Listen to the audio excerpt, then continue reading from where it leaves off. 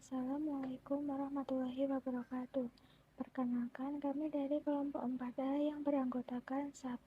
Ani Dita Tanaya, 2. Putri Dian Ayu Sunjono, 3. Adinda Faiza Maharani, 4. Setia Trinuriati. Memahami agama sebagai moral akhlak mulia dalam kehidupan. Apa itu akhlak?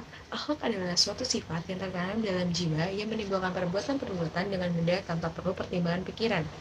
Tujuan pertama dari edukasi akhlak dalam agama adalah agar kita hidup soleh dan selalu berjalan di jalur yang benar, yaitu jalur yang telah Allah buat. Kata akhlak sendiri berasal dari bahasa Arab jamak, dari bentuk mufradatnya rukun, yang berarti budi pekerti, tingkah laku, dan tabiat. Sedangkan menurut istilah, ialah pengetahuan yang menjelaskan mengenai baik dan buruk atau benar dan salah, mengatur pergaulan manusia, contohnya memperhatikan etika sosial saat berkomunikasi dengan orang lain, siapapun itu dan di tempat manapun. Konsep teologi beragama dalam Islam. Pada suatu hari, Malaikat Jibril alaihissalam mendatangi Rasulullah SAW dalam keadaan berambut hitam dan berpakaian putih. Tidak tampak pada beliau bekas melakukan perjalanan jauh dan tidak ada sahabat pun yang mengenal Malaikat Jibril dalam bentuk manusia seperti ini.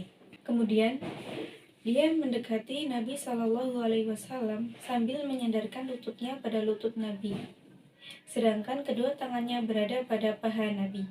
Kemudian, Jibril alaihissalam memanggil, "Ya Muhammad," sebagaimana orang-orang Arab Badui memanggil beliau dan menanyakan beberapa perkara. Di antaranya, Nabi SAW ditanyakan apa itu iman, Islam, dan ihsan. Ketiga perkara ini sendiri adalah ad-din, yaitu agama Islam itu sendiri. Hadis riwayat Muslim nomor 102. Hadis tersebut, para ulama mengatakan bahwa Islam memiliki 3 tingkatan, yaitu Islam, iman, dan ihsan. Masing-masing tingkatan ini memiliki rukun. Tingkatan pertama yaitu Islam. Dalam hadis Jibril dikatakan bahwa Islam adalah 1. Mengakui bahwa tidak ada sesembahan yang benar untuk disembah kecuali Allah dan mengakui bahwa Muhammad adalah utusannya. Kedua, menegakkan sholat. 3. Menunaikan zakat. 4. Menunaikan puasa Ramadan. Dan yang kelima, berhaji ke Baitullah bagi yang mampu. Jadi Nabi SAW menjelaskan bahwa Islam memiliki 5 rukun. Tingkatan yang kedua adalah iman. Iman secara bahasa berarti pembenaran atau tasdik. Ketika Nabi SAW ditanyakan oleh Jibril alaihissalam mengenai iman, beliau SAW menjawab, iman adalah engkau beriman kepada Allah, yang kedua kepada malaikatnya, ketiga kepada kitab-kitabnya, keempat kepada rasul-rasulnya, yang kelima kepada hari akhir, dan yang keenam beriman kepada takdir yang baik maupun yang buruk. Jadi Nabi SAW menjelaskan bahwa iman memiliki 6 rukun. Tingkatan yang ketiga adalah ihsan. Dalam hadis Jibril, tingkatan Islam yang ketiga ini memiliki 1 rukun. Nabi SAW menjelaskan mengenai ihsan, yaitu engkau beribadah kepada Allah seakan-akan engkau melihatnya, dan jika engkau tidak mampu melihatnya, Allah akan melihatmu. Itulah pengertian dari ihsan dan rukunnya. Dalam pengertian ihsan ini terdapat 2 tingkatan. Tingkatan pertama disebut tingkatan musyahadah, yaitu seseorang beribadah kepada Allah seakan-akan dia melihatnya. Perlu ditekankan bahwa yang dimaksud di sini adalah bukan melihat zat Allah, namun melihat sifat-sifatnya. Apabila seseorang hamba sudah memiliki ilmu dan keyakinan yang kuat terhadap sifat-sifat Allah, dia akan mengembalikan semua tanda kekuasaan Allah pada sifat-sifatnya. Dan inilah tingkatan tertinggi dalam derajat ihsan. Tingkatan kedua disebut tingkatan muraqabah, yaitu apabila seseorang tidak mampu memperhatikan sifat-sifat Allah, dia yakin Allah melihatnya. Dan tingkatan inilah yang banyak dilakukan oleh banyak orang. Apabila seseorang mengerjakan sholat, dia merasa Allah memperhatikan apa yang dia lakukan, lalu dia memperbagus sholatnya. Pelajaran berikutnya, sesuatu yang perlu diperhatikan mengenai definisi Islam, iman, dan ihsan. Jika Islam disebutkan secara bersendirian, Yang dimaksud adalah seluruh ajaran agama ini, baik keyakinan, perkataan, maupun perbuatan. Contoh ini terdapat firman Allah pada Quran Surat Ali Imran ayat 19, yaitu Innad dina indallahil Islam, yang artinya sesungguhnya agama yang diridhoi di sisi Allah hanyalah Islam.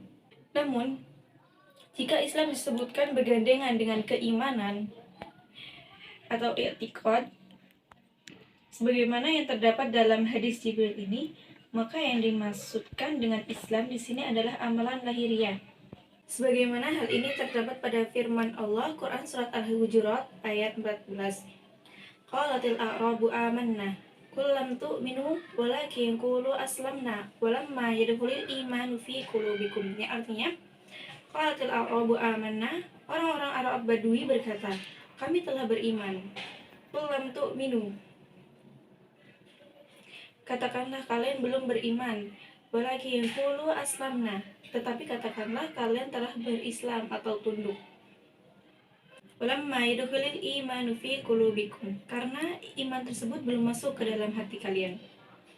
Begitu juga dengan iman. Jika iman itu disebutkan secara sendirian, maka yang dimaksudkan adalah agama Islam secara keseluruhan. Namun jika iman disebut bergandengan dengan Islam atau amalan lahiriah, sebagaimana yang terdapat dalam hadis Jibril ini. Hal ini dapat dicontohkan pada firman Allah Quran Surat An-Nisa ayat 57, yaitu walladzina amanu wa amilus solihati, itu dan orang-orang yang beriman dan mengerjakan amalan-amalan yang saleh. Maka yang dimaksudkan dengan orang yang beriman di sini adalah orang yang melakukan amalan batin. Sedangkan ihsan adalah memperbaiki amalan lahir maupun batin. Gabungan dari ketiganya disebut ad-din, yaitu agama Islam itu sendiri. Ibadah adalah taat kepada Allah dengan melaksanakan perintahnya melalui lisan para rasulnya. Allah Azza wa Jalla memberitahukan bahwa hikmah penciptaan jin dan manusia adalah agar mereka melaksanakan ibadah hanya kepada Allah Azza wa Jalla. Dan Allah Maha Kaya, tidak membutuhkan ibadah mereka. Akan tetapi, merekalah yang membutuhkannya. Karena ketergantungan mereka pada Allah, maka barang siapa yang menolak beribadah kepada Allah, ia adalah sombong.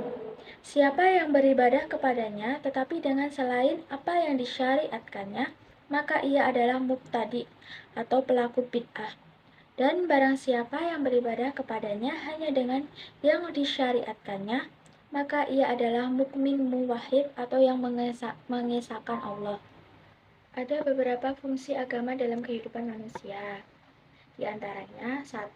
Sebagai sarana pendidikan, 2. Sebagai sarana untuk keselamatan, 3. Sebagai jembatan pendamai dunia, 4. Sebagai alat untuk sosial, 5. Sebagai jenjang hidup yang baru, 6. Sebagai tempat untuk berinteraksi, 7. Sebagai semangat kreativitas, 8. Sebagai identitas diri. Argumen tentang karakteristik insan kamil. Membangun tentang karakteristik insan kamil dengan cara kita harus dapat menundukkan nafsu dan syahwat hingga mencapai tangga nafsu mutmainnah. Ada banyak lagi cara untuk menjadikan kita insan kamil. Menurut Ibnu Arabi menyebutkan adanya dua jenis manusia, yaitu insan kamil dan monster bertubuh manusia. Maksudnya, jika tidak menjadi insan kamil, maka manusia akan menjadi monster bertubuh manusia. Untuk itu, kita perlu mengenali 4 unsur untuk mencapai derajat insan kamil, di antaranya jasad, hati nurani, roh, sir, atau rasa.